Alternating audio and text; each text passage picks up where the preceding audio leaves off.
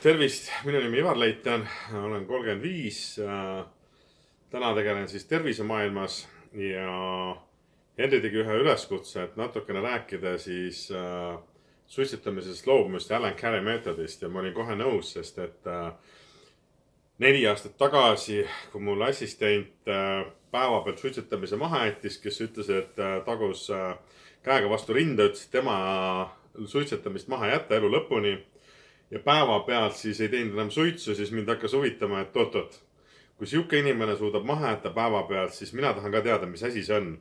Ja võtsingi kätte siis enda sünnipäeva ajal enam-vähem, otsustasin ka, et davai, käin ära, kuna ma olin juba siis e-sigareti teinud mingi aeg, siis tahtsin sellest ka lahti saada.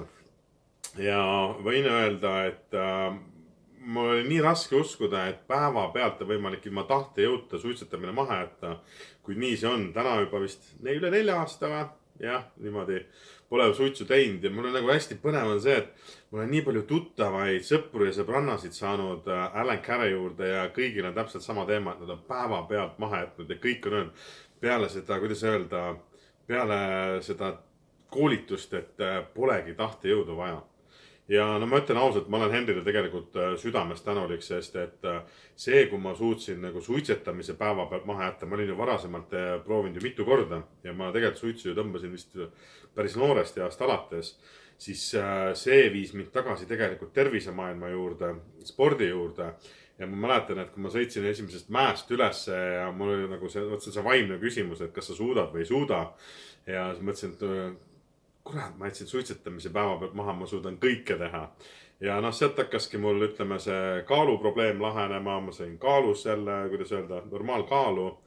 Ja ma ütlen ausalt, et võib-olla sealt hakkasid kõik asjad mul jälle nagu üles poole mäge veerema, sest et see, kuidas öelda, suitsetamine ilma tahte jõuta, see andis mulle nii palju nagu, kuidas öelda, enesekindlust juurde.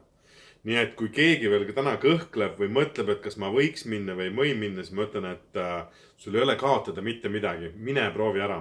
Kuid siin on üks väikene nõks. Sul peab olema soov tegelikult jätta suitsetamist maha. Et kui keegi ütleb, et mine lihtsalt või keegi sunnib sind, siis kindlasti ärge tehke seda, sest siis ei tööta. Aga kui sul on endal ikkagi soov, siis ma ütlen, see on üks parimaid investeeringuid elus. Nii et lihtsalt proovi kaotada ei ole mitte midagi. Aitäh!